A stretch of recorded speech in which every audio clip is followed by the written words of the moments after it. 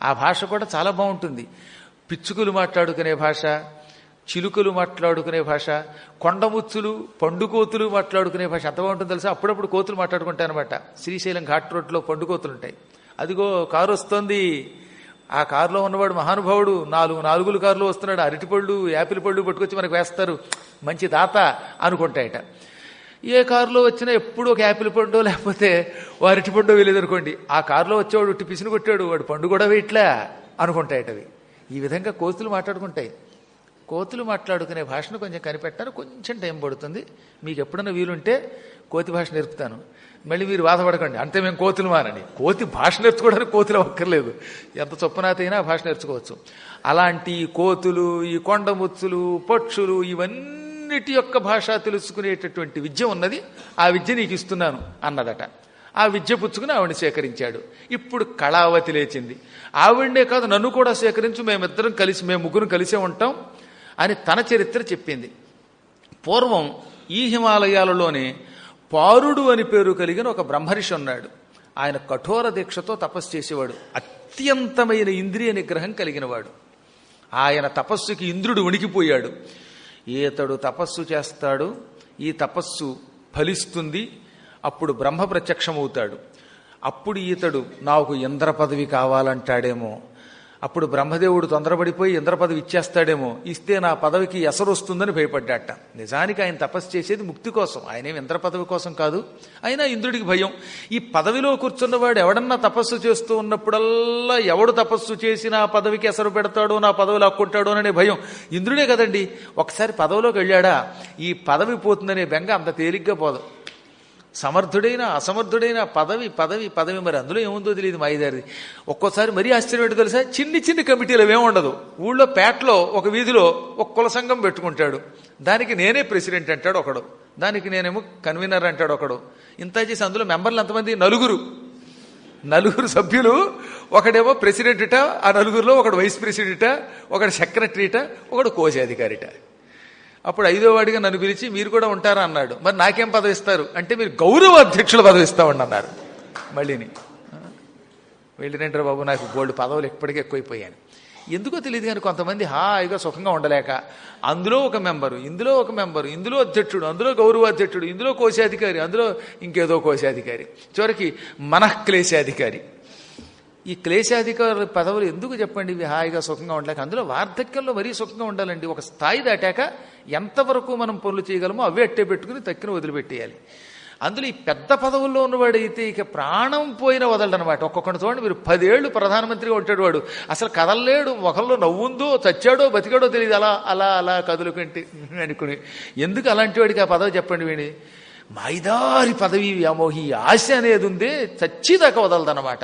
ఇంద్రుడు అంతటి వాడినే వదలటం లేదన్నారు, ఇక మామూలు వాడిని వదలడంలో ఆశ్చర్యం ఉంటుంది.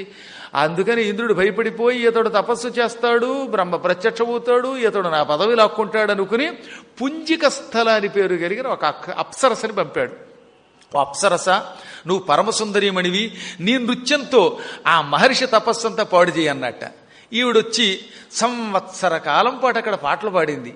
ఆయన సంవత్సరం దాకా కదలలేదట, మెదలలేదట. ఎంత తపస్సు చేసినా ఆయన చెక్కు చెదరకుండా అలాగే ఉన్నాడు. ఆవిడ మీద పడింది, కౌగిలించుకుంది, పాటలు పాడింది, రకరకాల సువాసనలు ఆయన మీద జల్లింది. ఇలా ఒక సంవత్సర కాలం పాటు ఆయన ముక్కు పట్టుకున్నా, చెవి పట్టుకున్నా, జుట్టు పట్టుకున్నా, ఎన్ని ప్రయత్నములు చేసినా ఆయన కదల్లా. సంవత్సరం తర్వాత మాత్రం ఒక రోజున ఏం చేసింది ఆవిడ, ఓ మంచి సువాసనతో కూడినటువంటి తాంబూలం వేసుకుని ఆయన ముక్కుల దగ్గర ఉఫ్ఫను ఊదింది. ఆ సువాసనకి ఆయన అని ఒక్కసారి కళ్ళు విప్పి చూశాడు. చూడగానే పుంజిక స్థల అనే అప్సరస కనపడింది. ఈవిడ నిత్యం బ్రహ్మలోకానికి వెళ్ళి బ్రహ్మ దగ్గర కూడా నృత్యం చేసేటటువంటి సౌందర్యవతి. ఆ పుంజిక స్థలం చూడగానే అంతవరకు నిగ్రహంతో ఉన్నవాడు ఒక్కసారి తాను మర్చిపోయాడు. ఆవిడ వెంటబడ్డాడు, ఆవిడతో కలిశాడు. మొత్తం తన ఈ యాగము, త్యాగము, తపస్సు అన్నీ విడిచిపెట్టేశాడు. ఆవిడ్ని పొందాడు. కొంతకాలం పోయిన తర్వాత వైరాగ్యం పొంది ఎంత పొరపాటు జరిగింది, ఎన్నేళ్ళో కష్టపడి చేసిన తపస్సు అంతా ఒక్క దెబ్బకి పట్టుకుపోయావు కదే దౌర్భాగ్యాల, అయినా నిన్ను శపించను, శాపం పెడితే మిగతా తపశ్శక్తి పోతుంది పో అని వదిలేసి మళ్ళీ తపస్సు గడిపోయాడు. ఆ సమయానికి ఈవిడ గర్భవతి, ఒక కూతురు పుట్టిందిట. ఆ కూతురుని అడవిలో వదిలేసి ఆనాడు శకుంతలని మేనకు వదిలేసినట్టుగా ఆవిడ స్వర్గానికి వెళ్ళిపోయింది. 10 రోజుల పాటు కేవలం అడవిలో ఎవరూ దిక్కులేని చోట ఈ చంటిపిల్ల బ్రతికింది. ఆ చంటిపిల్లను చూసి చంద్రుడు జాలిపడ్డాడు. వెంటనే తన కిరణములను అమృతముగా మార్చి ఆవిడ నోట్లో పోశాడు. అసలు చంద్రుడి యొక్క కిరణములే అమృత కిరణములు. అందుకే చంద్రుడికి సుధాకరుడు. సుధా అంటే అమృతం, కరము అంటే కిరణము. సుధాకరుడు అమృతము వంటి కిరణములు కలిగినవాడు. ఆ అమృత కిరణములు నోట్లో పోసి 10 రోజులు పెంచాట. ఆ అమృతంతో ఆవిడ దేవత అయిపోయింది. ఆ తర్వాత చంద్రుడు తపస్సు చేసుకుంటున్న ఆ పారుడనే బ్రహ్మర్షి దగ్గరికి వెళ్ళి, ఏమయ్యా, నువ్వు పుంజికస్థల ద్వారా ఒక కూతుర్ని కన్నావు, ఆ కూతురేమో అడవిలో దిక్కు లేకుండా పడున్నది, సింహాలు పులులు వంటి జంతువులు దాని మీద పడకుండా ఇన్నాళ్ళు నేను రక్షించాను, ఆహారం లేని దానికి చంటిపిల్ల గనక తల్లిపాలు కావాలి కదా, అలా పాలు లేకుండా ఉన్నదానికి నేను అమృత కిరణములు పోసి పెంచాను. కానీ ఇది నా బాధ్యత కాదు, తండ్రివి నువ్వు ఏం చేస్తావో ఆవిడని పెంచు అనగా ఈయన మళ్లీ తపస్సు మాని ఆవిడని తీసుకెళ్లి పెంచాడు. చంద్రుని యొక్క కళల వల్ల పెరిగింది గనక కళావతి అని పేరు పెట్టాడు. ఈ విధంగా కళావతి అని పేరు పెట్టబడినటువంటి ఆ అమ్మాయిని నేను, ఆ పారుడికి పుంజికస్థలికి పుట్టినటువంటి స్త్రీని. కొంతకాలం మా నాన్న నన్ను పెంచాడు, రకరకాల విద్యలు నేర్పాడు. ఓ మంచి సంబంధం చూసి నన్ను ఇచ్చి పెళ్లి చేసి ఒక వ్యక్తికి, ఆ తర్వాత తపస్సుకు పోదాం అనుకున్నాడు. భవిష్యత్ ఎలా ఉంటుందో ఎవడికి తెలుసు. అంతటి బ్రహ్మర్షి తపస్సు మాని కూతురి వ్యామోహంలో పడి నన్ను పెంచి పెద్ద చేశాడు. నా కోసం సంబంధాలు వెతికాడు. మంచి అల్లుని తీసుకొస్తాను, కాళ్ళు కడుగుతాను, ఆ తర్వాత ఆ కాళ్ళు కడిగా వచ్చిన నీళ్లు నెత్తి మీద చల్లుకుంటాను, ఈ అమ్మాయినిచ్చి కన్యాదానం చేసి నా జీవితం చరితార్థం చేసుకుంటాను, తపస్సు చేసి ఉత్తమ గతులకి పోతాను అనుకుంటున్న ఆయన దగ్గరకి ఒక విద్యాధరుడు వచ్చాడు. వచ్చి, విద్యాధర స్త్రీల కంటే కూడా నీ కూతురు చాలా అందంగా ఉన్నది, నీ కూతురు నాకు ఇచ్చి పెళ్లి చెయ్యన్నట్ట. అప్పుడు ఈయన అన్నాడు, చిచ్చి, విద్యాధరులకి గాంధర్వులకి ఇవ్వను, మంచి నిష్ఠ కలిగిన వాడు, పరాక్రమవంతుడు, బుద్ధిమంతుడు, విద్యలు నేర్చుకున్నవాడు, అటువంటి కుర్రాడికి ఈ అమ్మాయినిచ్చి పెళ్లి చేస్తాను, నీలాంటి దౌర్భాగ్యుడికి ఇవ్వనన్నట్ట. దాంతో ఆ విద్యాధరుడికి ఒళ్ళు మండిపోయింది. ఒకరోజు రాత్రి నిద్రపోతున్న మా తండ్రి దగ్గరకు వచ్చాడు. పెద్ద కత్తితో ఒక్క దెబ్బకి మా తండ్రి తల నరికేశాడు. చంపేసి నన్ను పట్టుకోబోతూ ఉంటే నేను పెద్ద పెట్టున ఏడ్చాను. ఒక పక్కన తండ్రి చచ్చిపోయిన బాధ, మరో పక్క ఈ విద్యాధరుడు చెరబడుతున్నాడనే బాధ. ఆ బాధతో ఏడుస్తూ ఉంటే చుట్టుపక్కల వశిష్ఠుడు మొదలైన ఋషులు ఉన్నారట. వశిష్ఠుడు కూడా ఉన్నాడు అక్కడ ఆ సమయంలో. ఆ మహర్షులు వచ్చి హుంకరించి ఆ విద్యాధరుడిని భస్మం చేశారు. వాడి ఏ విధమైనటువంటి దోషం వాడి వల్ల నాకు అంటకుండా, వాడి వల్ల నేనే బాధ పొందకుండా కాపాడారు. ఆ తర్వాత అమ్మాయి, కాలప్రభావాన్ని ఎవరం దాటలేం, నీ తండ్రి తపస్సు చేసుకుని తపశ్శక్తితో ఊర్ధ్వలోకాలకు వెడతాడనుకుంటే చచ్చి ఊర్ధ్వలోకాలకు పోయాడు పాపం. ఆయన కోసం ఏడవకు, ఆయనకి సంస్కారం మేము చేస్తాం. సంస్కారం అంటే దహనం వంటి కర్మలు. ఆ కర్మలు మేము చేస్తాం. నువ్వు మాత్రం ఇక్కడ ఉండకుండా ఇక్కడికి దగ్గరలోనే ఇందీవరాక్షుడనే గంధర్వరాజు ఉన్నాడు, ఆయన కూతురు మనోరమ దగ్గరికి వెళ్ళు, మనోరమ ఉత్తమురాలు, నీతో స్నేహం చేస్తుంది, వెళ్ళు అంటే నేను వారి ప్రేరేపణతో తండ్రి యొక్క సంస్కారాలు పూర్తయ్యాక ఈ మనోరమ దగ్గరకు వచ్చాను. ఈ మనోరమతో కలిసి హాయిగా ఉంటున్నాను నేను.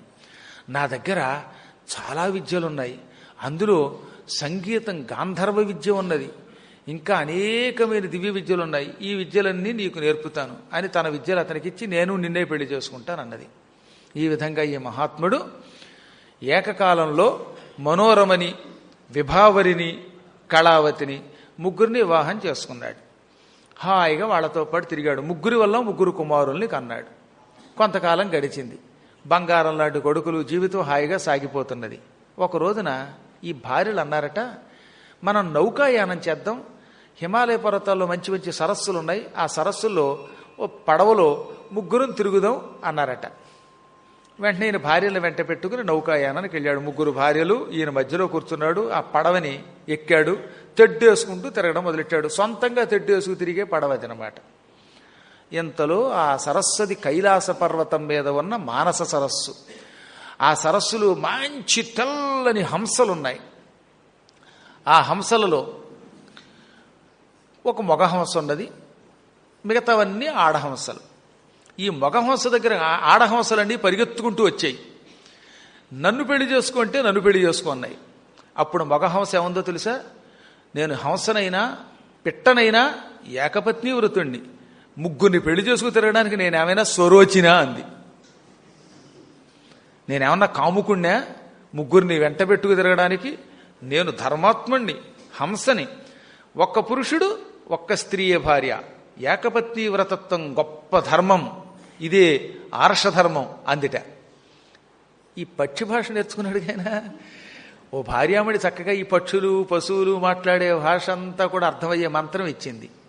అది వినగానే ఆయన సిగ్గుపడిపోయాడు. అందుకే పక్షుల లాంగ్వేజ్ నేర్చుకుంటే కొన్ని ఇబ్బందులు. మనం నిరక్షర కుక్షులుగా ఉన్నా పర్వాలేదు, కానీ కొన్ని పక్షులు తెగ తిడతాయి. వీడు అపశకున పక్షిరా అంటాయి. అది అర్థమైందనుకోండి, మనకు అర్థం కాదు కదా. కోతులు అవి కూడా ఒక్కోసారి మగవాళ్ళని మన తెగ తిడతాయి తెలిసిన.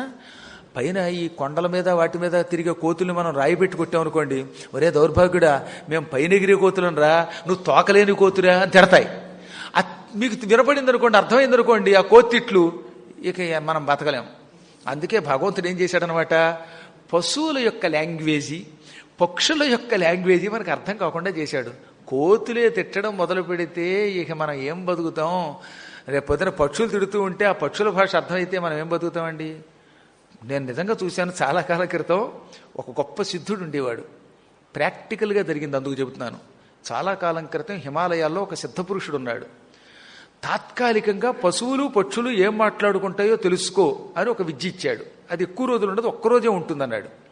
అందులో 2 పిట్టలు అంటున్నాయి, ఎంతమంది వస్తారు ఈ దౌర్భాగ్యులు, వాళ్ళ తిండి వాళ్లే తినడం, ఏం తెచ్చుకున్న జంతికలు వేయకూడదా, వాడు తెచ్చుకున్న మరవరాలు వేయకూడదా అని తిట్టుకుంటున్నాయి మనుషుల్ని. అప్పుడు అర్థమైందనమాట, వాటికి కూడా భాష ఉంది. మంచిగా ఉంటే పొగుడుతాయి, మనం రాళ్లు వేసినా లేకపోతే మనం ఇలా చప్పట్లు కొట్టినా, మనం ఏమైనా అనకూడని మాటలు అన్నా, చెయ్యకూడని పనులు చేసినా అవి ఎంతో బాధపడతాయి, శపిస్తాయి కూడానండి కొన్ని. అయితే ఈ దౌర్భాగ్యులు వచ్చి మన చెట్టు ఎక్కారనో, లేకపోతే ఈ దౌర్భాగ్యులు వచ్చి మన తిండి తినేస్తున్నారనో, అందులో ముఖ్యంగా ఈ పళ్ళు తినేటటువంటి కోతులు ఉంటాయి కదా, వాటి మామిడి పళ్ళు వాటి యాపిల్ పళ్ళు మనం కోసేసుకున్నాం అనుకోండి, మనకి రావాల్సిన తిండి మనుషులు తినేస్తున్నారు.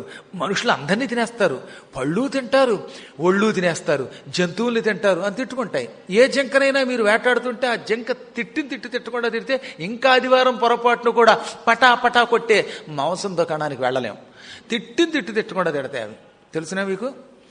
కాబట్టి అలాంటి భాష ఉంటుంది. వాటికి కూడా రకరకాలైనటువంటి బాధలు ఉంటాయి, సుఖాలు ఉంటాయి, అవి కూడా శాపనార్థాలు పెడతాయి, పొగుడుతాయి అన్నప్పుడు నాకు తెలిసింది. ఈ మహాత్ముడు హంస యొక్క భాష విన్నాడు, దాంతో సిగ్గుపడిపోయాడు. అంటే ఒక పక్షికున్న నీతి కూడా నాకు లేదన్నమాట అనుకున్నాడు. నేను కాముకున్నా అని కొంచెం మనస్సులో బాధపడ్డాడు. ఓ పూటంతా అన్యమనస్కుడిగా ఉన్నాడు. ఇంటికి వచ్చాక సరిగ్గా మాట్లాడలా. మర్నాడు మళ్ళీ భార్యామణులు వచ్చి ఏమండి బూరి తినండి, ఏమండి గారి తినండి అని అనగానే, మళ్ళీ సంగీతం పాడగానే మర్చిపోయి మళ్ళీ యథాప్రకారంగా వాళ్ళతో తిరిగాడు. బుద్ధి, మన బుద్ధి ఎటువంటిది అనుకుంటున్నారు? మానవ బుద్ధి. ఎన్ని ధర్మములు విన్నా మళ్ళీ ఇక్కడి నుంచి వెళ్ళామా అన్నీ మర్చిపోతాం. ఇక్కడ వింటున్నప్పుడు మనకి ఏమనిపిస్తుందో తెలుసా? అరే రే రే నేనేం తప్పు చేశాను, ఇంకెప్పుడు చేయకూడదు అనుకుంటాట. పద్మాకర్ గారు పురాణములో చెప్పిన కొన్ని ధర్మములను ఆచరిద్దాం అనుకుంటాట.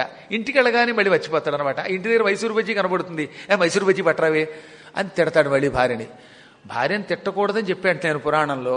ఇక్కడ ఉన్నంతసేపు ఆయనకు అనిపించేదిట, ఇంటికి వెళ్ళాక ఈ రోజు నుంచి నా భార్యను తిట్టను, ఒట్టు అంటట. ఈ ఒట్టు తీసి గట్టు మీద పెడతాడు. ఇంటికి వెళ్ళగానే మళ్ళీ భార్యను మామూలుగా తిడతాడు.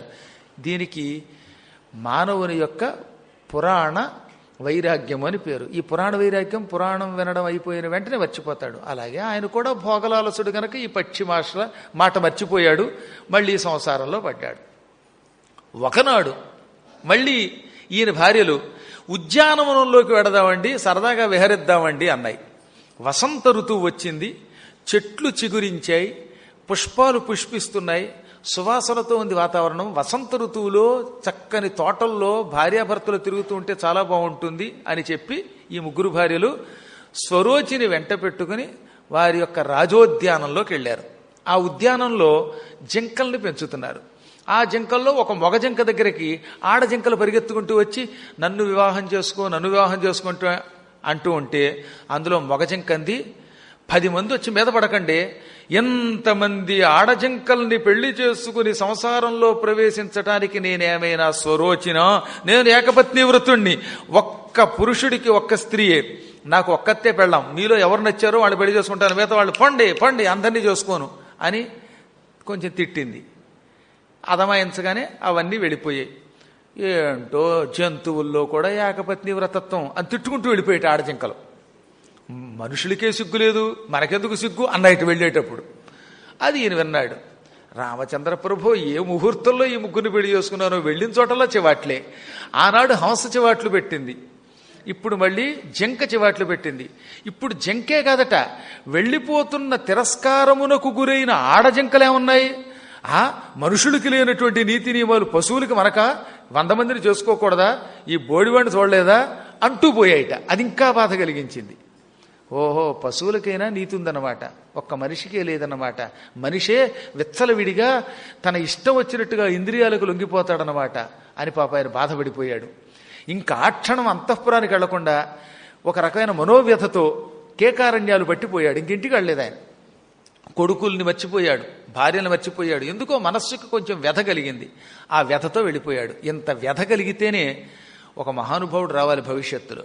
అందుకే భగవంతుడు ఏం చేస్తాడనమాట, కొంచెం మనస్సుకి వైరాగ్యం కలిగించే మాటలు ఇలా వచ్చేలా చేస్తాడు. ఆ వైరాగ్యంతో ఆయన నడుచుకుంటూ వెళ్ళిపోతున్నాడు. ఓ చోట భయంకరమైనటువంటి కొన్ని అడవి పందులు, సింహాలు, పులులు కనబడ్డాయి. అందులో ఒక పంది ఒక జింకని పొడిచి చంపడానికి కోరలతో ఉన్నటువంటి పంది పెడుతోందట. అడవి పందుల్లో బాగా బలంగా ఉన్న అడవి పందులకి కోరలుంటాయి, ముట్టె ఉంటుంది. ఈ ముట్టెతో కోరలతో కూడిన ఏనుగంత ఉన్న ఒకానొక అడవి పంది ఒక ఆడజింక మీదకి దూకడానికి వెళ్ళిందిట. నిజంగా ఈ పంది వెళ్ళి ఆ ఆడజింకని ముట్టెతో ఒక్క దెబ్బ కొట్టిందంటే ఆ జింక కింద పడి వెంటనే చచ్చిపోతుంది. ఎందుకని? పాపం ఆడజింక అసలే అది కోమలంగా ఉంది, పైగా లేత జింక, ఇది చూస్తే ముదురుది, పైగా పెద్ద భయంకరమైన కళేబరంతో ఏనుగులో ఉంది, దాని కూరలు కూడా ఉన్నాయి. ఈ అడవి పంది దాని మీదకి, ఆ జింక మీదకి వెళ్ళి దాన్ని పొడిచి చంపాలనుకుంటూ ఉంటే చూశాడు సొరవచ్చి. అయ్యయ్యయ్యో, నా కళ్ళ ముందు ఎంత అత్యాచారం జరుగుతున్నది.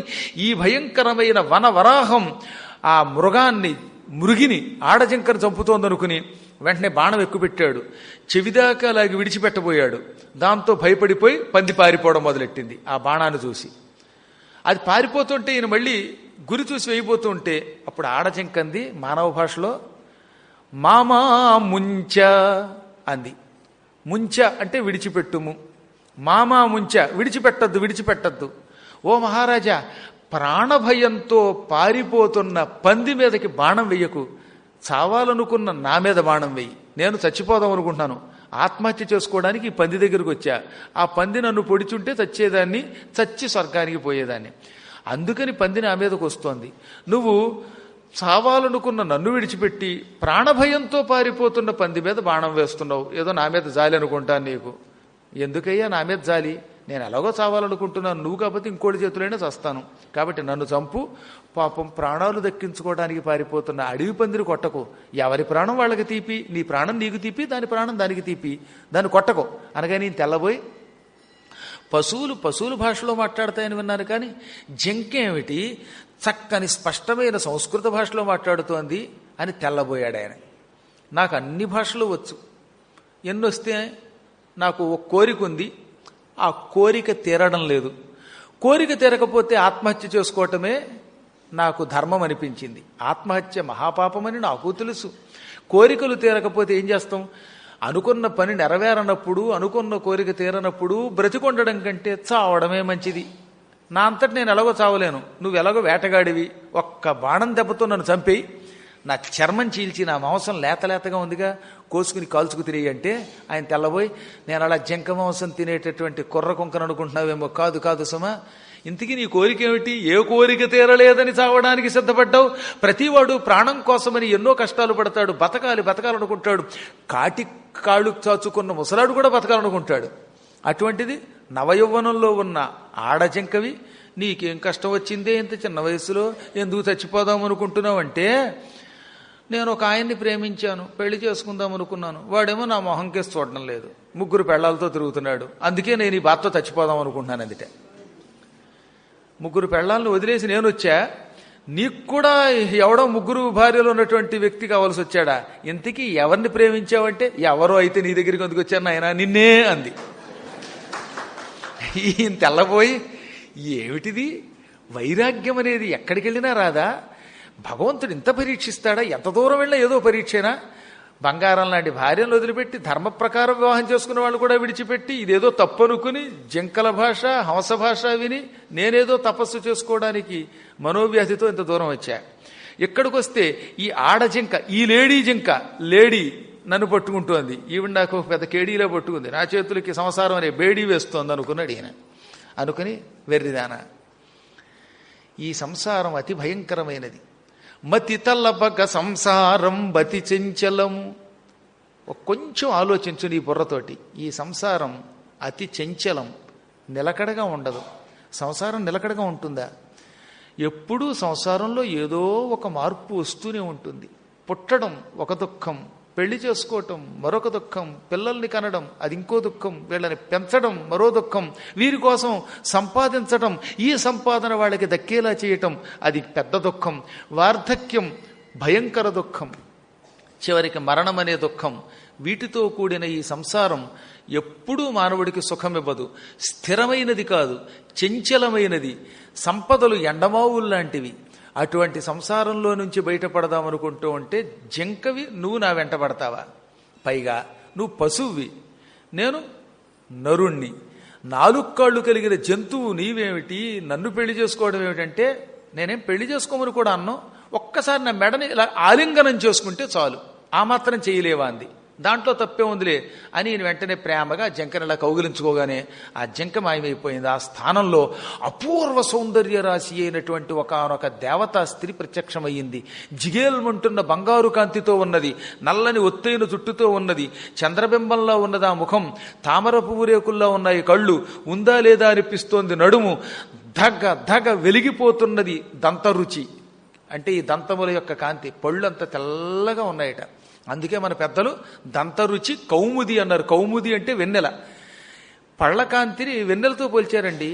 మనకి భక్త జయదేవుడు ఎలా వదసి ఎది కించిదపి దంతరుచి కౌముది, వదసి ఎది కించిదపి దంతరుచి కౌముది, హరతి దరతి మిరమతి ఘోరం, స్ఫురదధరసీధవే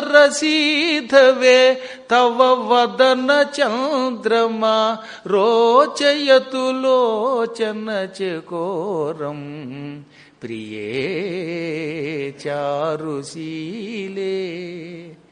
అద్భుతమైన భావన అది. ఓ ప్రియ, కృష్ణుడు అంటున్నాడు ఒక గోపికతో, నువ్వు పవిత్రమైన శీలం కలిగిన దాని, చారుశీల అందమైన ప్రవర్తన కలిగిన దానా, నువ్వు ఒక్కసారి మాట్లాడావనుకో అప్పుడు నీ దంతములు కనపడతాయి. మాట్లాడాలంటే పళ్ళు కనపడతాయిగా. ఆ దంతముల కాంతి కౌముది వెన్నెలలా ఉందిట. ఈ వెన్నెల హరతి దర తిమిరం అతిఘోరం, చాలా ఘోరమైన భయంకరమైన నా మనస్సులో ఉన్న విరహమనేటటువంటి చీకటిని తొలగిస్తోంది. కృష్ణుడికి రాధికంటే అభిమానం. ఆ అభిమానం వల్ల ఆవిడ కనబడకపోతే మనస్సులో వ్యధ కలిగిందిట. ఆ వ్యధ కటికి చీకట్ట. ఆ చీకటి పోవాలంటే ఆవిడ మాట్లాడాలట. మాట్లాడితే ఆవిడ దంతాలు కనపడతాయట. ఆ దంతాల్లోంచి వెన్నెల వంటి కాంతి వచ్చిందిట. ఆ కాంతితో ఈ మనస్సులో ఉన్నటువంటి తిమిరం చీకటి తొలగిందిట. ఏం భావనండి ఇది! కృష్ణుడు అంతటి వాడు పాడినట్టుగా భక్త జయదేవుడు రాశాడు. అందుకే మన పెద్దలు పరమసుందరీమణి అయిన స్త్రీలను వర్ణించేటప్పుడు ఈ దంతముల యొక్క కాంతిని వెన్నెలతో పోల్చేవారు అన్నమాట. అంటే పూర్వం బాగా పళ్ళు తోముకునేవారు. మరి ఈ దంతరుచి చూచి ఆయన ఆశ్చర్యపోయాడు. ఆహా, ఏమి సౌందర్యం! ఎవరవు నీవు? నీ కాళ్ళు నేలకి తగలడం లేదు. కాళ్ళు నేలకి తగిలితే మానవ స్త్రీ, నీ పాదములు పైనున్నాయి అంటే నువ్వెవరో దివ్య స్త్రీవి. ఎవరో తల్లి, ఈ రూపం ఏమిటంటే అప్పుడు ఆవిడ చెప్పింది, బ్రహ్మదేవుడు నన్ను పంపాడు. నీవు స్వరోచి అని పేరు కలిగిన ఒక మహానుభావుడివి. ఒక దేవతా స్త్రీకి, ఒక శుద్ధ బ్రహ్మచారి యొక్క అపూర్వ తేజస్సు, గంధర్వ తేజస్సు ఈ రెండూ మిశ్రితమవగా పుట్టిన మహాత్ముడివి. నీ ద్వారా ప్రపంచాన్ని పరిపాలించే ఒక చక్రవర్తి పుట్టాలి. ఆ చక్రవర్తి విష్ణు భక్తుడై ఉండాలి. ప్రజలకి వాడు మనువు అవ్వాలి. అటువంటి పుత్రుడు పుట్టాలి. అతడు పుట్టాలంటే నా వల్ల మాత్రమే పుట్టాలి. నేను ఈ హిమాలయ పర్వత వనదేవతని. అందుకని బ్రహ్మదేవుడు నా దగ్గరకు వచ్చి, ఓ వనదేవత, నువ్వు కామరూపిణివి, ఒక స్త్రీ రూపంలో ఆయన దగ్గరికి వెళ్ళు అంటే, ఆయన ఎలా వస్తాడండి అన్నదట ఆవిడ. వచ్చేలా నేను చేస్తాను. అతడు ప్రస్తుతం తన భార్యలతో సుఖలాలసుడై ఉన్నాడు. అతనికి వైరాగ్యం కలిగేలా దెప్పుళ్ళు వచ్చేలా చేస్తాను. పశువుల ద్వారా, పక్షుల ద్వారా. ఆ దెప్పుడు విని తట్టుకోలేక ఇక్కడికి వస్తాడు.